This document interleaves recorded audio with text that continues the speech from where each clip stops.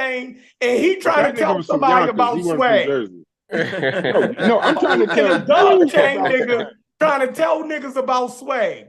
Hey, okay, so let's stay on this. What artist for Baltimore was an example? Okay, so name one artist. Y'all the country niggas. Name a Baltimore artist that influenced. Don't matter. They shoot. Like they get shot up. They get shot up. Exactly, bro. That's all I'm never saying. dress like y'all country ass niggas. You say New Jersey is country. New Jersey country is a motherfucker. Y'all country is shit. Ski goggles. Goggles. Under Armour opened up a headquarters in Baltimore, Maryland. So the whole city just started wearing Under Armour and New Balance. Now he's trying to teach somebody about swag. Are you out of your New Balance, yo? New Balance, bro. You know what New Balance costs? Hey, they don't know, Chef. They don't know, Chef. Wear them orthopedic comfortable sneakers, do whatever you want to do. They tripping. Kawhi, the Kawhi niggas in Brooklyn wear New Balance. The Kawhi's ones. So you telling me Brooklyn niggas look like nursing shoes from a hospital? You telling me Brooklyn niggas don't wear New Balance? But they don't. I think they made New Balance is the daddy shoes now, ain't they? They call them the dad shoes now, don't they? No, New Balance. No. My son wear New Balance. No, here's the funny part. My son wears New Balance too. I ain't going to tripping, yo. I said Under Armour. I didn't say New Balance.